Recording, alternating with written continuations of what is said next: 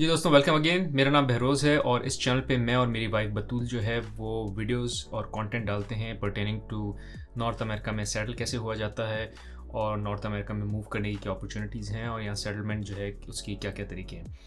हमारा एक्सपीरियंस है, हम साउथ एशिया से हैं, मिडल ईस्ट में रहे हैं, फिर कनाडा मूव हुए हैं and currently we move to US. तो हम ये सारा एक्सपीरियंस, अपनी सारी जर्नी जो है, लर्निंग सब आपसे शेयर करते हैं। अच्छा, आज की वीडियो में is specially related to Canada के क्या अच्छा वक्त है या what is the best time to buy a house in Canada. ये सवाल बहुत आता है बिकॉज जो है वो मार्केट वॉलेटाइल है, इंटरेस्ट रेट्स ऊपर चले गए हैं और हिस्टोरिकली कनाडा में जो स्पेशली ओंटारियो में जो प्रॉपर्टी की प्राइसेस हैं वो बहुत तेज़ी से बढ़ती रही हैं। तो बहुत से लोगों ने जिन्होंने आज से 5 साल पहले 6 साल पहले प्रॉपर्टी में इन्वेस्ट किया है, उन्होंने अच्छे खासे गेंस देखे हैं। तो एक सेंटिमेंट ये होता है कि प्रॉपर्टी में इन्वेस्ट कर लिया जाए और फिर एक सेंटिमेंट ये है कि प्राइसेस इतनी ऊपर चली गई हैं, इंटरेस्ट रेट्स इतने हाई हैं कि it is very difficult to afford property one, और दूसरा अगर आप ख़रीद लें तो उसके बाद कोई मार्केट क्रैश ना कर जाए। अच्छा, आगे बढ़ने से पहले 2 रिक्वेस्ट। एक, लाइक का बटन ज़रूर दबाएं as this keeps me and Batool motivated ताकि हम इस तरह का और कंटेंट प्रोड्यूस कर सकें। दूसरा, ये सब्सक्राइब का button along with the bell icon ज़रूर दबाएं ताकि आप नोटिफाई हो जाएं जब भी हम इस चैनल पे कोई नया कंटेंट डालें जो कि है pertaining to moving to North America, settling in North America and our life experiences. Now let's get rolling back into the video. तो सवाल ये है कि सबसे अच्छा टाइम क्या है प्रॉपर्टी ख़रीदने का। अच्छा, ये सवाल इमिग्रेंट्स को और भी ज़्यादा होता है बिकॉज जब वो आते हैं कनाडा, उनको वो यहाँ रह नहीं होते और वो बस लोगों से बात कर रहे होते हैं और हर किसी का कोई ना कोई ओपिनियन होता है। और मेरा भी एक ओपिनियन है, मैं जो आपसे शेयर करूँगा इस वीडियो पे। आपको पसंद आए तो अच्छा है, नहीं पसंद आए तो प्लीज़ कमेंट्स में बताएं कि क्या डिफरेंट ओपिनियन है या क्या आपके पास सजेशन है या इनपुट है। Would love to learn from you as well. तो चूंकि आप नए इमिग्रेंट आते हैं तो आपको ये क्वेश्चन और बहुत इंपॉर्टेंट होता है कि यार क्या मुझे अभी घर लेना चाहिए या मुझे बाद में घर लेना चाहिए। तो एनीवेज इसमें मैं बात करूँगा। दूसरा ये कि वीडियो में टूवर्ड्स द एंड तक प्लीज़ वीडियो देखते रहें क्योंकि एंड में मैं ये भी बात करूँगा कि इन्वेस्टमेंट पॉइंट ऑफ व्यू से जो है वो प्रॉपर्टी में इन्वेस्ट करने का क्या फ़ायदा है कनाडा में। तो इन्वेस्टमेंट पॉइंट ऑफ व्यू से भी बात करूँगा। शुरू में जो मैं बात करूँगा वो बात होगी मोर विद रिगार्ड्स टू कि क्या आप जो है वो क्या अच्छा टाइम है अपने लिए प्रॉपर्टी ख़रीदने के लिए, which is for you to live. और फिर दूसरा ये कि क्या मैं इन्वेस्टमेंट्स के लिए ले सकता हूँ प्रॉपर्टी या नहीं, तो उस पर भी मैं टूवर्ड्स द एंड थोड़ी सी बात करूँगा। और टूवर्ड्स द एंड में ये भी बात करूँगा कि प्रॉपर्टी जो आप ले रहे हो तो क्या कंसिडरेशंस आपकी होनी चाहिए। So will cover that in this video as well. Now let's start talking about कि प्रॉपर्टी ख़रीदने का कनाडा में अच्छा टाइम क्या है। हियर्स द थिंग, और मैं इसको बहुत सिंपली शुरू में ही अपना ओपिनियन जो हूँ वो बताना चाहता हूँ कि प्रॉपर्टी जो है वो हमेशा लॉन्ग टर्म के लिए ख़रीदें वरना ना ख़रीदें। कहने का मकसद ये कि जब आपने एक बार डिसाइड कर लिया कि ये वो शहर है, ये वो टाउन है, ये वो नेबरहुड है जिसमें मैंने रहना है और मैं इसी नेबरहुड में रहूँगा अगले 10 से 15 साल, 10 साल एटलीस्ट मिनिमम, बल्कि उससे भी ज़्यादा, तब आप जाएं और प्रॉपर्टी परचेज कर लें। 10 एक is a good number, I would just go with 10 years अगर आप एक जगह पे रह सकते हैं तब आप जाएं वो प्रॉपर्टी परचेज कर लें। अच्छा, ये लाजमी इसलिए है क्योंकि जब आप एज ए न्यू इमिग्रेंट आते हैं तो आपको पता नहीं होता आप कहाँ रहेंगे, जॉब कहाँ लगेगी, आपकी वाइफ की या आपकी हस्बैंड की जॉब कहाँ लगेगी। सो ये सब क्वेश्चन मार्क्स होते हैं। किसी एक की जॉब लग जाती है, दूसरा भी ढूंढ रहा होता है। तो मेरा स्ट्रॉन्ग सजेशन है कि पहले साल तो आप रेंट करें, डोंट बाय प्रॉपर्टी। मैंने मिस्टेक की थी और यही आइडिया इस वीडियो से या इस चैनल पे कंटेंट पोस्ट करने का कि हमने जो मिस्टेक्स किए हैं वो भी हम आपसे शेयर करें ताकि आप वो मिस्टेक्स रिपीट ना करें। हमने आते ही लोगों ने प्रेशर डाला कि प्राइसेस ऊपर जा रही हैं, आप घर ले लें, और हमने एक घर ले लिया और तब तक हमारी जॉब्स लगी नहीं थी, ना बतूल की ना मेरी। और जब हमारी जॉब्स लगी वो बहुत एक डिफरेंट लोकेशंस पे लगी। मेरी ड्राइव एक बिल्कुल डिफरेंट थी, बतूल की रिलेटिवली करीब थी, मेरी ड्राइव ज़्यादा थी। सो इवेंचुअली हुआ ये कि हमको 1 साल में वो घर जो है eventually we couldn't sell it because उसमें मैं बात करूँगा कि 1 साल में क्यों नहीं बेचा। उसको रेंट पे चढ़ाना पड़ा और हमको कहीं और जाके रेंट पे रहना पड़ा फॉर सम टाइम ताकि हम जो है अपने वर्क प्लेस से करीब हो सकें। क्वालिटी ऑफ लाइफ के लिए बहुत इंपॉर्टेंट है। There is no need for you to drive 1 hour. अगर आप दिन में 1 घंटा ड्राइव कर रहे हैं, 1 घंटा वापस आ रहे हैं, दिन के 2 घंटे तो आपके चले गए। दिन के 8 घंटे आप सोते हैं, उसके बाद जो है वो 8 घंटे आप काम करते हैं, तो ये तो 16 घंटे निकल गए। अब जो 8 घंटे बचे हैं उसमें भी अगर आपने 2 घंटे ड्राइविंग में निकाल दिए, जो कि सिर्फ 2 घंटे ड्राइविंग के नहीं हैं बल्कि उसके बाद आपको 1 घंटा थका के भी रखता है, तो 3-4 घंटे तो आपके इसी में निकल जाते हैं। तो आपके पास हार्डली 4 घंटे बचेंगे या 5 घंटे बचेंगे जिसमें आप कुछ और कर सकें लाइफ में। सो हाईली रिकमेंड कि आप अपनी क्वालिटी ऑफ लाइफ को ऑप्टिमाइज़ करें और घर वहाँ लें जहाँ आप जो है वो करीब हों अपने वर्क प्लेस के, क्योंकि आप वर्क प्लेस तो ऑलमोस्ट रोज़ाना जा रहे हैं। फैमिली से आप वीकेंड्स में मिलते होंगे, वो भी हर वीकेंड नहीं मिलते होंगे फैमिली फ्रेंड से, बट वर्क प्लेस तो रोज़ाना है। तो फैमिली के लिए लेट्स से अगर आप उनसे वंस अ वीक मिलते हैं, उनके लिए लंबी ड्राइव करना आसान है, उनके लिए जाने के लिए, उनसे मिलने के लिए। बट जहाँ आप रह रहे हैं, आपकी वर्क प्लेस जो है वो बहुत करीब होनी चाहिए। So anyways, coming back to the topic, जब आपका पहला साल है, just rent, don't buy. Once you found your feet, आपको जॉब पसंद आ गई है, जॉब वालों ने आपको पसंद कर लिया, आपने जॉब को पसंद कर लिया, और आपके स्पाउस के साथ भी ये सिचुएशन है, आपको थोड़ा आइडिया भी हो गया है, थोड़ा सोशल सर्कल बन गया है कि मेरे दोस्त कहाँ हैं, फैमिली कहाँ है, फ़न कहाँ है, मुझे कहाँ रहना है, कौन सी ज़्यादा कंड्यूसिव जगह है, कोई आपकी ख़ास प्रेफरेंसेस हैं with regards to let's say mosque या टेम्पल या type of food, type of neighbourhood, ये सब आपको आइडिया हो जाएगा 1 साल 1.5 साल में। बेशक इस 1 साल 1.5 साल में प्राइसेस ऊपर जा रही हों, स्ट्रेस नहीं लीजिएगा। मुझे यही लोगों ने स्ट्रेस दिया था कि प्राइसेस ऊपर चली जाएंगी, हाउस अनअफोर्डेबल हो जाएगा। नहीं लें, because and this is what I want to make clear, in the long run property हमेशा ऊपर जाती है। आज नीचे जाएगी, आज एकदम से ऊपर चली जाएगी और फिर नीचे आ जाएगी, but on average it will grow on the same rate it has been growing historically. कोई 2-3 साल बहुत अच्छे होंगे, कोई 2-3 साल बहुत बुरे होंगे, कोई 2-3 साल एवरेज होंगे, but in the long run, and hence मैंने इसलिए 10 साल का नंबर यूज़ किया था कि लॉन्ग रन में आपको प्रॉपर्टी अच्छा गेन ही देगी। बेशक अगर आपने प्रॉपर्टी हाई प्राइस पे भी बाय कर ली है, आज के लिए बाय कर ली है, बट वो हाई प्राइस इसलिए है क्योंकि उसके 2 महीने बाद प्राइसेस नीचे चली गई। अब आपको लग रहा है मैंने तो महंगी ले ली प्रॉपर्टी। डोंट स्ट्रेस, क्योंकि आपकी 10 ईयर्स की गेम है। इन 10 ईयर्स टाइम वो सारा एवरेज आउट हो जाएगा और आप जो है एक अच्छा रिटर्न बनाएंगे अपनी प्रॉपर्टी पे। तो प्रॉपर्टी लेने के लिए 10 साल का होराइजन रखें। पहले साल से 1.5 साल प्रॉपर्टी ना लें जब तक आपके जो है वो पैर जम नहीं जाते कनाडा में। तो पहले 1 साल या 1.5 साल जो है वो अच्छा टाइम नहीं है। It has nothing to with कि इकॉनमी क्या कर रही है, प्राइसेस क्या हैं, सब कुछ। अब साल 1.5 साल हो गया है, आपके कदम जम गए हैं, आपको समझ आ गई चीज़ों की और आपको नेबरहुड समझ आ गया है। नाउ डोंट वरी अबाउट कि प्राइसेस ऊपर जा रही, नीचे जा रही, इंटरेस्ट रेट्स क्या हैं, इससे कोई फ़र्क नहीं पड़ेगा क्योंकि आप 10 साल के लिए प्रॉपर्टी ले रहे हैं। अगर आपने 10 साल का होराइजन रखा है तो आज जिस प्राइस पे आप लेंगे वो प्राइस इवेंचुअली ऊपर जाती रहेगी। इसमें इशू ये नहीं है कि आज प्राइस आपको क्या मिल रही है, इसमें इशू ये है कि आपकी अफोर्डेबिलिटी क्या है, और उस पर हम बात करेंगे। उसमें मैं आपको समझाऊंगा कि अफोर्डेबिलिटी मेजर करने का क्या तरीका है। आपको जो प्रॉपर्टी पसंद आ रही है, जो आपको अच्छी लग रही है, जो नेबरहुड पसंद है और जो आप अफोर्ड कर सकते हैं, आप वो प्रॉपर्टी ले लें जब आपको लगे कि आपके कदम जम गए हैं, आप एक ऐसी जॉब में हैं जिसमें आप अगले 5 से 6 साल काम करते रहेंगे, या यही वो विसिनिटी है जिसके इर्द गिर्द आपको जॉब मिलेगी, यही वो एरिया है जहाँ आपके फैमिली फ्रेंड्स बन गए हैं, आपको इसी नेबरहुड में रहना है, इसी शहर में रहना है, then you just go ahead and buy the property. And it is very important to buy the property क्योंकि जनरेशनल वेल्थ जो है वो प्रॉपर्टी से बनती है।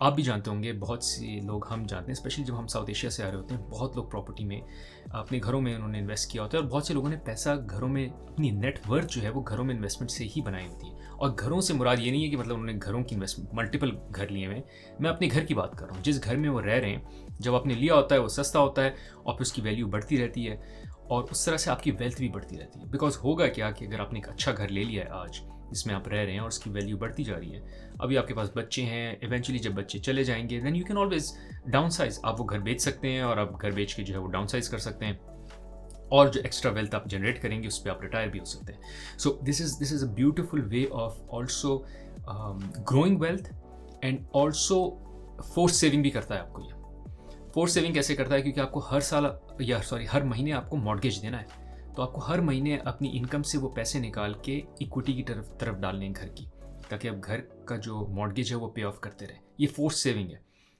बहुत से लोग ये सेविंग कर ही नहीं पाते या कोई भी सेविंग नहीं कर पाते। अगर वो रेंटल पे रह रहे होते हैं तो बस रेंट देते हैं और फिर फोर्स सेविंग होती नहीं है क्योंकि वो रेंट जा रहा है, उससे तो कोई इक्विटी पे डाउन हो नहीं रही, बल्कि आप किसी और का मॉर्गेज पे ऑफ कर रहे हैं और इस तरह से आपकी फोर्स सेविंग नहीं हो रही। तो एक तो वेल्थ बढ़ती है क्योंकि प्रॉपर्टी की प्राइसेस हमेशा ऊपर जाती हैं। 1 साल नीचे, 2 साल नीचे, 1 साल ऊपर, 2 साल नीचे, 10 साल में हमेशा ऊपर जाएगी, तो वेल्थ आपकी बढ़ेगी। दूसरा ये कि आपको जो है फोर्स सेविंग का अपॉर्चुनिटी मिल जाती है कि आपकी वो पैसे सेव हुए जा रहे हैं। सो बहुत लाजमी है कि आप घर ख़रीदें और फोर्स सेविंग करें। तीसरा फ़ायदा ये है घर ख़रीदने का कि आपकी जो कॉस्ट ऑफ हाउस है वो फिक्स्ड है।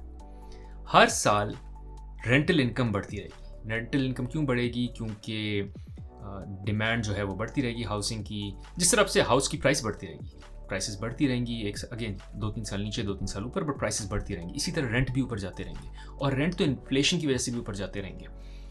तो रेंट पे अगर आप रहेंगे तो हर साल आपको ज़्यादा रेंट देना पड़ेगा।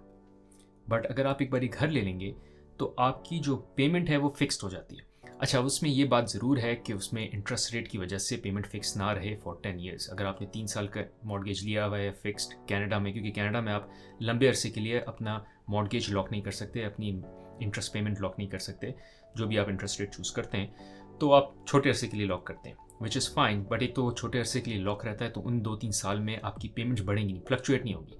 अगर आपकी मॉर्गेज पेमेंट हर महीने जो है वो $2000 है, तो वो अगले 3 साल या 2 साल जितने साल का आपने टर्म लिया है वो लॉक्ड रहेगी। जबकि रेंटल इनकम जो है, या रेंटल कॉस्ट जो है वो बढ़ती रहेगी, हर साल जो है उसमें इन्फ्लेशन इंक्रीमेंट आता रहेगा। तो ये एक फ़ायदा है कि वो फिक्स रहेगी। दूसरा ये कि हाँ, इंटरेस्ट रेट्स कभी बढ़ते हैं कभी कम होते हैं, but on average interest rates will be more and less around 5%, let's say.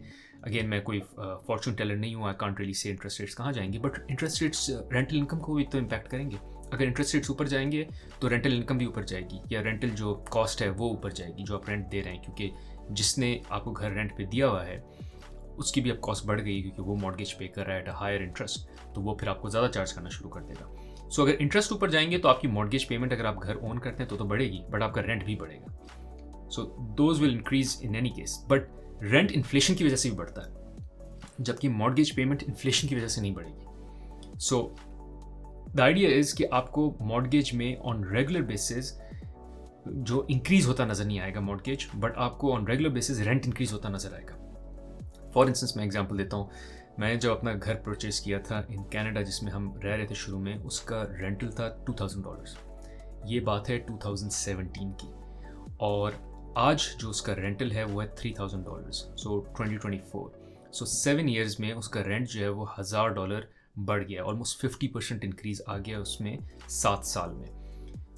यही अगर वो मॉर्गेज पे होता तो घर की वैल्यू फ्लैट है, घर की वैल्यू फ्लैट है तो उसका मॉर्गेज ऑलमोस्ट सेम रहता, ऑब्वियसली बढ़ जाता बिकॉज इंटरेस्ट रेट्स थोड़े बढ़ गए, बट द आइडिया इज़ कि आपको कॉस्ट ऑफ लिविंग का इंक्रीज़ इतना ज़्यादा फील नहीं होगा अगर आपने घर परचेज़ किया हुआ है, क्योंकि आप एक फिक्स मॉर्गेज पेमेंट्स दे रहे हैं वर्सेस अगर आप रेंट पे। तो ये तीसरा फ़ायदा है। सो एक फ़ायदा आपको वेल्थ जनरेशन का है, दूसरा फ़ायदा जो है वो आपको ये कि आप फोर्स सेविंग कर रहे हैं, और तीसरा फ़ायदा ये कि आपकी जो कॉस्ट है वो रिलेटिवली प्रेडिक्टेबल है और रिलेटिवली फिक्स्ड है। So I highly recommend that you do invest in the property. Don't think about कि आज का टाइम सही है, आज का टाइम बुरा है। टाइम वो सही है जब आपको लगता है कि आप जो है कंफर्टेबल हो गए कनाडा में, आपको समझ आ गई है नेबरहुड की, और ये वो जगह है जहाँ आपने घर लेना है। That is the right time. Right time has nothing to do with the economy, क्योंकि प्राइसेस बढ़ती रहेंगी। आज अगर आप एक अच्छी प्राइस मिस कर देंगे कि मैं साल बाद लूँगा, तो अगले साल प्राइस और बढ़ जाएगी। Also from investment point of view, it's not about timing the market. आप कभी भी मार्केट टाइम नहीं कर सकते, और स्पेशली मुझ जैसा, आप जैसा इन्वेस्टर कभी भी मार्केट टाइम नहीं कर सकते। बहुत रेयर वो लोग होते हैं जिनका दिन रात यही काम होता है, जो कि यही स्टडीज़ कर रहे होते हैं, और वो भी 90% of the time they get it wrong because they can't time the market. The way to make money is to be in the market, like the time you spend in the market, not by timing the market. तो as long as जितने अरसे के लिए आपने घर लिया होगा उतनी आपकी वेल्थ जनरेट होगी, इंक्रीज़ होगी, वर्सेस ये कि मैं कोई ख़ास एक दिन पकड़ लूँ या एक ख़ास मोमेंट पकड़ लूँ जिसमें प्राइस नीचे आए ताकि मैं उसमें ख़रीद लूँ और फिर मुझे फ़ायदा हो जाए। ये टाइम बिल्कुल आपको नहीं मिलेगा। इसके लिए आपको really you have to be a very good fortune teller जिसकी सक्सेस रेट इज़ लाइक 100%, वरना ये एक्सेस जो है वो नॉलेज का, इन्फॉर्मेशन का किसी को नहीं होता। So don't rely on luck कि कोई लकी ब्रेक मुझे मिल जाए। और अगर आपको कोई लकी ब्रेक मिल भी जाता है, ये मैंने देखा है मेरी लाइफ में, देयर आर मोमेंट्स जहाँ I been lucky, but then there are moments जहाँ मैं अनलकी हो जाता हूँ, और एवरेज आउट वही हो जाता है। So don't try to stress about कि मैं कोई राइट लक या राइट मोमेंट ढूंढ लूँ, क्योंकि if you find right moment, right luck at some point in time और इन सम प्लेस, तो दूसरी जगह पे आपको गिवन आपका वो एटीट्यूड रहता है कि मैं रिस्क लेता रहूँ, तो कहीं ना कहीं आपको रिस्क से नुकसान भी होगा। So go ahead, just buy the property when you feel you are ready, as against के मार्केट क्या कह रही है। अच्छा, अब आ जाते हैं, बात करते हैं कि अफोर्डेबिलिटीज़ की। आपको तो पसंद आ गई प्रॉपर्टी, आपका टाइमिंग सही है, बट क्या आप अफोर्ड कर सकते हैं, नहीं कर सकते, that is more important than की इकॉनमी क्या है। अफोर्डेबिलिटी पॉइंट ऑफ व्यू से आपको मैथ ये करनी है कि 30% से ज़्यादा कॉस्ट नहीं होनी चाहिए घर की, which includes mortgage, which includes taxes as well. तो जितना भी आप टैक्स या टोटल मॉर्गेज पेमेंट करेंगे वो आपकी इनकम की 30% से ज़्यादा नहीं होनी चाहिए, and I highly recommend it should be after tax income. तो अगर आप $100,000 कनाडा में बना रहे हैं, so let's say after tax you will get $70,000, और $70,000 की जो 30% है इज़ अराउंड $2,100। सो $2,100 से ज़्यादा आपका total mortgage plus tax payment नहीं होना चाहिए। इससे ज़्यादा होगा तो you will start feeling pressure on other areas of your budgets, like may be shopping, may be grocery, may be car, may be entertainment. 30% से ज़्यादा it is not worth it, because the value जो आपको मिल रही होगी एक अच्छा महंगा घर लेने से वो सारी डिप्लीट हो जाएगी, बिकॉज आप अपने बाकी एरियाज़ में लाइफ की जो है वो प्रेशर फील करना शुरू हो जाएंगे। सो खुशी का जो या इन्जॉयमेंट तभी हो सकती है जब हर जगह बैलेंस हो, मतलब आप अच्छा ईट आउट भी करें, अच्छा खाएं भी, अच्छा रहें भी, और शॉपिंग भी करें। ये सब चीज़ें बैलेंस में चलनी चाहिए। मतलब ऐसा नहीं है कि आपने बस अपना सारा पैसा उठा के जो है वो घर ही में डाल दिया और बाकी सारी चीज़ों में जो है वो आपको अब कटिंग करनी पड़ रही है। So very important, 30% is max. वैसे ideal I would say 25%, but given house prices कितनी ऊपर चली गई हैं, आई वुड से 30% इज़ मैक्स। और आफ्टर टैक्स इनकम लेके, बिफोर टैक्स इनकम लेके नहीं, आफ्टर टैक्स इनकम जो है, let's say before tax 100,000, after tax would be 70,000। 70,000 का 30% should be your mortgage payment. दूसरा, कोशिश करें एज मच एज पॉसिबल कि 20% डाउन पेमेंट करें। अगेन, वरना होगा ये कि आपकी जो मॉर्गेज पेमेंट है वो बढ़ जाएगी। अगर आप 20% डाउन पेमेंट नहीं करेंगे, 10% करेंगे, तो फिर आपको ज़्यादा मॉर्गेज देना पड़ेगा और फिर आपकी अफोर्डेबिलिटी हिट होगी। आई रादर स्ट्रांगली रिकमेंड कि आप पैसे थोड़ा सा सेव कर लें ताकि आपके पास 20% डाउन पेमेंट के पैसे हों, as against going with only 10%। I know people जो कि 10% पे भी कर लेते हैं, बट आई पर्सनली फील कि थोड़ा सा स्ट्रेच है। Make it easy for yourself, 20% down payment करें या as close as possible to the 20%। then you will find it very comfortable to pay those monthly mortgages। या monthly जो EMI है वो देना बहुत आसान हो जाएगी। अच्छा, आखिरी पॉइंट जो मैंने शुरू में बात की थी, I would like to talk about कि घर किस तरह का लेना चाहिए। एक तो कोशिश करें वो पुराना घर ना लें। ये मत सोच के लें कि पुराना घर है मैं इसको रिपेयर कर लूँगा, उसमें बहुत एफर्ट है। आई रादर यू पे स्लाइटली मोर वर्सेस सेइंग कि मैं सस्ता घर ले लूँ, डैमेज घर ले लूँ और फिर मैं इसको रिपेयर करूँगा। उसमें आपकी लाइफ कंज्यूम हो जाएगी उसको रिपेयर करते करते। अब ये भी पता नहीं कि आपको कितना शौक है। कुछ लोगों को शौक होता है उस रिपेयर का। अगर तो आप ऐसे हैं जिसको do it your self kind of शौक है घर में चीज़ें रिपेयर करने का, बनाने का, that's fine, you do it. But अगर आप ऐसे नहीं हैं, और बहुत से हम जो साउथ एशिया से आ रहे होते हैं, हमको ये स्किल ना आती है ना हमारा इंटरेस्ट होता है, तो it will be very difficult. I don't recommend that you buy a old house और फिर आप कॉन्ट्रैक्टर पकड़ते रहें और उसको रिपेयर करते रहें और बेहतर करते रहें। It will be a nightmare. आप अपनी खुशी के लिए, अपनी पसंद के लिए अपना घर लेना चाह रहे हैं और वो फिर जो है इवेंचुअली नाइटमेयर में बन जाएगा।